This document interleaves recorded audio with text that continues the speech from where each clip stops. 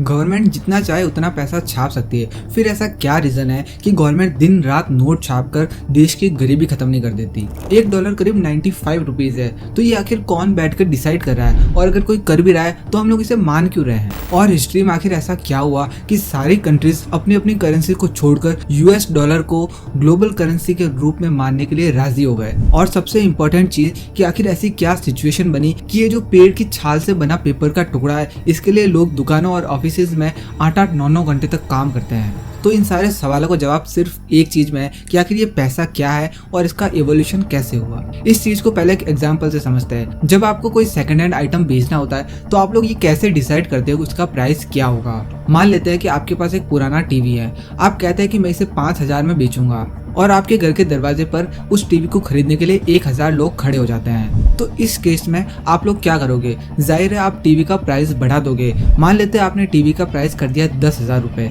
और उसके बाद भी अगर 100 लोग भी उस प्राइस पर आपके टीवी को लेने के लिए तैयार है तो आप फिर से उस टीवी का प्राइस बढ़ा दोगे। और ये काम आप तब तक करोगे जब एटलीस्ट कोई एक आदमी आपके टीवी को लेने के लिए तैयार हो जाए आपके तय किए हुए दाम पर। ठीक इसी तरह पूरी दुनिया में प्रोडक्ट के प्राइसेस होते हैं और वो ऐसे ही डिसाइड किए जाते हैं, जिसे हम डिमांड एंड सप्लाई भी कहते हैं। जब आप किसी फ्रूट की शॉप पर जाते हो तो वहाँ पर आप देखते हो कि सेब का दाम केले के दाम से ज्यादा है, तो इसका मतलब ये नहीं है कि सेब बहुत अच्छा फ्रूट है या केले से ज्यादा पौष्टिक है। इसका सिर्फ इतना मतलब है कि सेब की डिमांड जितनी है उतनी उसकी सप्लाई नहीं है। आप लोगों ने भी कई बार सुना होगा कि प्याज के रेट बहुत बढ़ गए हैं, आसमान छू रहे हैं। इसका सिंपल सा मतलब ये है कि प्याज की कमी हो गई है, और जो प्याज का रेट सेट करने वाला है वो ठीक वही चीज कर रहा है जो आपने अपने सेकंड हैंड टीवी को बेचने के लिए किया था। एक और एग्जांपल लेते हैं। मान लीजिए एक कंपनी 100 कार्स बनाती है और हर कार का प्राइस करीब 1 लाख रुपए है। अब जिनके पास पैसे है वो जाकर कार खरीद लेगा, और जिनके पास नहीं है वो मोटरसाइकिल से या फिर साइकिल से काम चलाएंगे।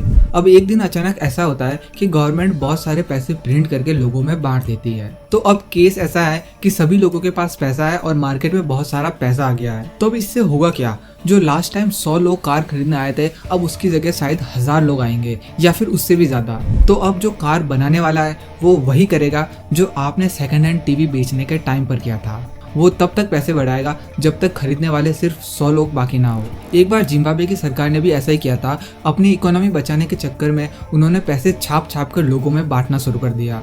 उस टाइम उनकी इकोनॉमी सुधरने की जगह बर्बाद हो गई और लोग पैसे बोरियों में भर भर के सिर्फ एक ब्रेड खरीदने के लिए जाते थे। बच्चे इस तरह से टॉफी लेने के लिए जाते थे। तो इसका मतलब यह है कि गवर्नमेंट के नोट छापने से सिर्फ महंगाई बढ़ेगी।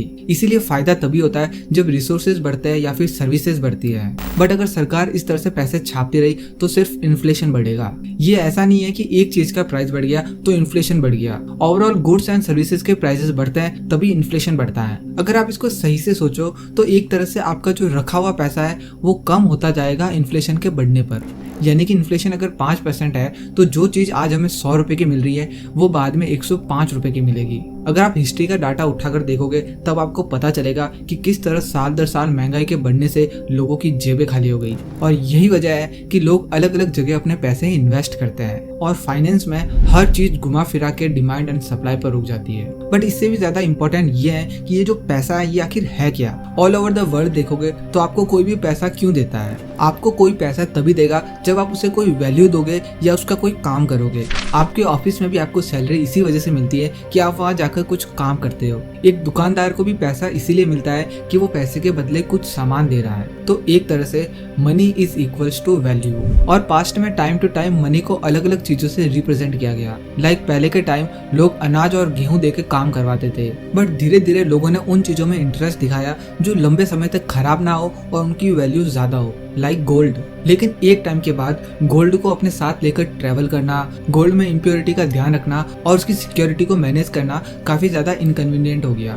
फिर गवर्नमेंट ने एक ऑप्शन दिया जहां पर आपको अपना गोल्ड कैरी करने की जरूरत नहीं है। आप गवर्नमेंट को अपना सारा गोल्ड डिपॉजिट करोगे, उसकी सिक्योरिटी गवर्नमेंट टेक केयर करेगी और उसके बदले में आपको एक रिसिप्ट मिलेगी जिसे कुछ लोग प्रॉमिसरी नोट भी कहते हैं। और उसी रिसिप्ट के बेसिस पर आप ट्रेड कर सकते हैं। आपको गोल्ड लेकर घूमने की जरूरत नहीं।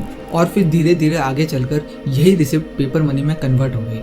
एक्चुअली में इस पेपर मनी की अपनी कोई वैल्यू नहीं है, ये बस एक कागज का टुकड़ा है। बट इस कागज के टुकड़े की वैल्यू तब बनती है जब गवर्नमेंट आपको ये प्रॉमिस कर दी है कि इसे लेकर आप इंडिया में कहीं पर भी जाओ और जितना इसमें अमाउंट लिखा होगा उतनी वैल्यू आपको मिलेगी। एक नॉर्मल कागज और करेंसी में बस यही फर्क होता है कि करेंसी में आपको गवर्नर ऑफ इंडिया ये साइन करके वचन देता है कि मैं धारक को इतने पैसे देने का वचन देता हूँ, और इस वचन की इतनी वैल्यू होती है कि हर कोई इस पर ट्रस्ट करता है। जब पास्ट में डीमोनेटाइजेशन हुआ था तब गवर्नमेंट ने 500 और 1000 के नोट से अपना वचन वापस ले लिया, और गवर्नमेंट के वचन वापस लेते ही 500 और 1000 का नोट बस एक कागज का टुकड़ा बन गया। अब कंट्री के अंदर तो लोगों ने गवर्नमेंट के वादे पर पेपर मनी से ट्रेड करना शुरू कर दिया, बट कंट्री से बाहर क्या होगा? आप यूएस से सामान खरीदते हैं और सामान लेने के बाद आप दुकानदार को इंडिया का नोट देते हैं और बोलते हैं ये हमारी करेंसी है और हम आपको वचन देते हैं, तो जाहिर है वो क्यों ही मानेगा। और ठीक इसी तरह हम भी उनके डॉलर को क्यों ही लेंगे। और मान लेते हैं किसी केस में हम वो पैसा ले भी लेते हैं, तो हम उस पैसे का आखिर करेंगे क्या? क्योंकि पैसा तब पैसा बनता है जब उसकी एक्सेप्टेंस हो।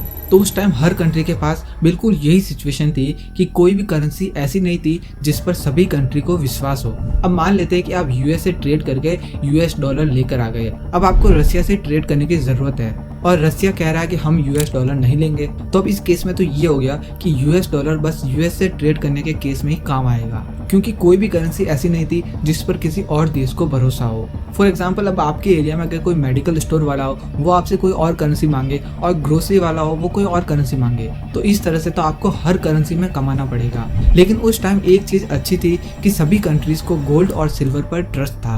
बट प्रॉब्लम वापस वही आ गई कि इतना सारा गोल्ड और सिल्वर को इधर से उधर ले जाना आसान नहीं था।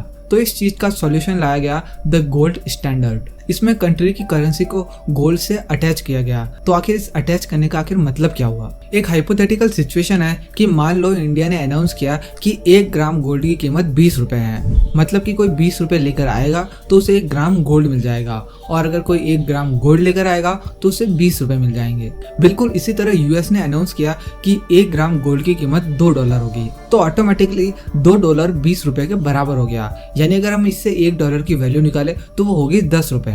उसके बाद जब दोनों कंट्रीज एक दूसरे से ट्रेड करने गई तो उन्हें एक दूसरे की करेंसी से कोई दिक्कत नहीं हुई, क्योंकि दोनों कंट्री को ये पता है कि ट्रेड करके जो पैसा आएगा उसे कभी भी गोल्ड में कन्वर्ट करवाया जा सकता है। बट ऐसा भी नहीं होना चाहिए कि हम ट्रेड करके दूसरे देश की करेंसी इतनी ज्यादा इकट्ठी कर ले कि बाद में पता चले कि उस करेंसी के बदले गोल्ड देने के लिए उस देश के पास इतना गोल्ड है ही नहीं।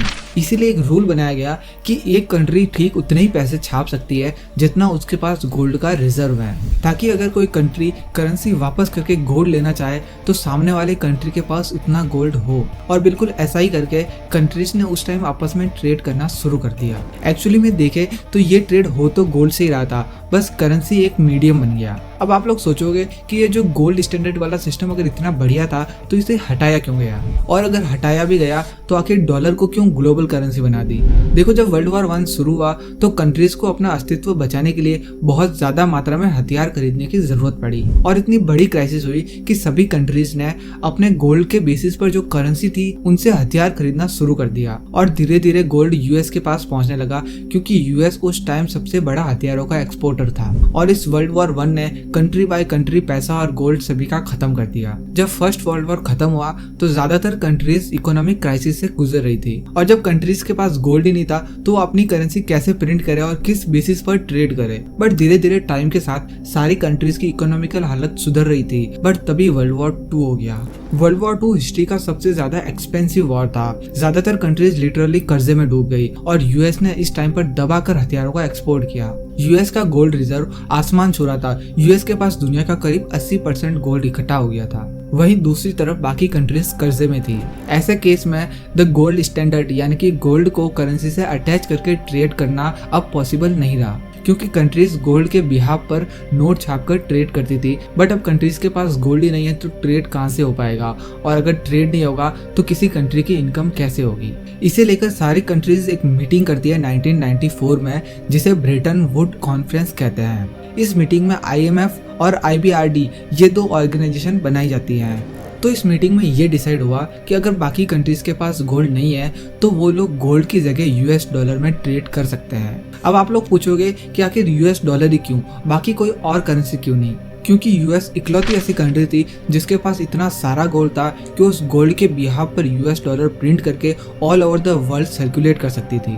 और ठीक उसी दिन यूएस ने ये अनाउंस किया कि कोई भी हमारे पास यूएस डॉलर ला सकता है और गोल्ड ले जा सकता है, या फिर गोल्ड ला सकता है और यूएस डॉलर ले जा सकता है। और 1 आउंस गोल्ड की कीमत करीब $35 तय की गई। तो अब हर कंट्री किसी न किसी रिसोर्सेज में अच्छी होती है, तो यहाँ पर ये कर सकती है कि वो यूएस को एक्सपोर्ट करके अपने डॉलर के रिजर्व बढ़ा दे। और डॉलर का रिजर्व होना मतलब कि गोल्ड का रिजर्व होना, जो कंट्री कभी भी कन्वर्ट करवा सकती थी। तो ये एक तरीका बन गया ट्रेड करने का और अपनी इकोनॉमिकल हालत सुधारने का। ऐसा कर करके एक तरह से यूएस डॉलर सभी कंट्री की रिजर्व करेंसी बन गया। हर कंट्री के पास डॉलर के रिजर्व हो गए और ये एक तरह से ग्लोबल करेंसी के जैसा काम करने लगा। अब उसके बाद यूएस की वियतनाम के साथ वार शुरू हो जाती है और यूएस की इकोनॉमी थोड़ी सी डिप करती है। यूएस ने अपने गोल्ड के रिजर्व के कंपेयर में ज्यादा यूएस डॉलर प्रिंट कर दिए थे और उधर दूसरी कंट्रीज की इकोनॉमिकल हालत भी अब सुधर रही थी। 1965 में फ्रांस ने अपनी नेवी भेजी और यूएस को डॉलर देकर उसके बदले में गोल्ड शिप के रास्ते से वापस लेकर आ गए और धीरे धीरे बाकी कंट्रीज ने भी यही चीज फॉलो करना शुरू कर दिया और अमेरिका ने गोल्ड से ज्यादा डॉलर प्रिंट कर दिए थे जो all over the world circulate हो रहे थे। तो उसके बाद यूएस का गोल्ड रिजर्व बहुत तेजी से खत्म हो रहा था और उसकी इकोनॉमी भी तेजी से गिर रही थी। 1971 में यूएस के प्रेसिडेंट रिचर्ड निक्सन ने डॉलर का गोल्ड से लिंक हटा दिया। इसका मतलब ये था कि अब गोल्ड को डॉलर में और डॉलर को गोल्ड में कन्वर्ट नहीं करवाया जा सकता। इसको निक्सन शॉक भी बोलते हैं। पूरी दुनिया के लिए एक बहुत बड़ा झटका था। बट सारी कंट्रीज के रिजर्व में यूएस डॉलर रखा हुआ था, तो सभी कंट्रीज की मजबूरी हो गई यूएस डॉलर में ट्रेड करना और इसी तरह से धीरे धीरे यूएस डॉलर एक ग्लोबल करेंसी के रूप में सामने आया। अब बात करते हैं कि किसी करेंसी की वैल्यू ज्यादा और किसी करेंसी की वैल्यू कम क्यों होती है और ये डिसाइड कौन करता है। 1947 में $1 बराबर 1 रुपये था और आज $1 बराबर 95 रुपीज है। तो आखिर ये कैसे हो गया?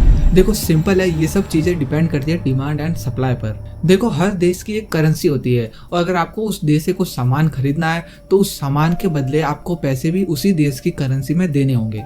जब आप उस कंट्री में विजिट करते हैं तो आप सबसे पहले एक्सचेंज कराकर अपनी करेंसी चेंज करते हैं और उसी के बाद वहाँ का कुछ खरीद पाते हैं। इनफैक्ट अगर आप ऑनलाइन भी कुछ यूरोप या यूएस से खरीदते हैं तो उसके बदले में आपको पहले यूरो या फिर यूएस डॉलर खरीदना पड़ता है जिसे हम एक्सचेंज बोलते हैं और उसी के बाद आप वो सामान खरीद पाते हो। आपको ये सारी चीज पता नहीं चलती क्योंकि बैक एंड पर आपके लिए सारा काम बैंक कर रहा होता है। तो जो कंट्री ज्यादा वैल्यूएबल प्रोडक्ट प्रोड्यूस करती है, जिसकी रिसोर्सेज और सर्विसेज की ज्यादा डिमांड होती है दूसरी कंट्रीज में, उस देश की करेंसी की वैल्यू ज्यादा होती है क्योंकि बाकी सभी देश अपनी करेंसी देकर उस देश की करेंसी को खरीदते हैं। यानी कि उस पर्टिकुलर कंट्री की करेंसी की डिमांड बढ़ जाती है और जब डिमांड बढ़ती है तो उसके रेट भी बढ़ जाते हैं। तो बिल्कुल इसी तरह से किसी देश की करेंसी की कितनी वैल्यू होगी ये डिपेंड करता है उस देश की करेंसी की डिमांड पर।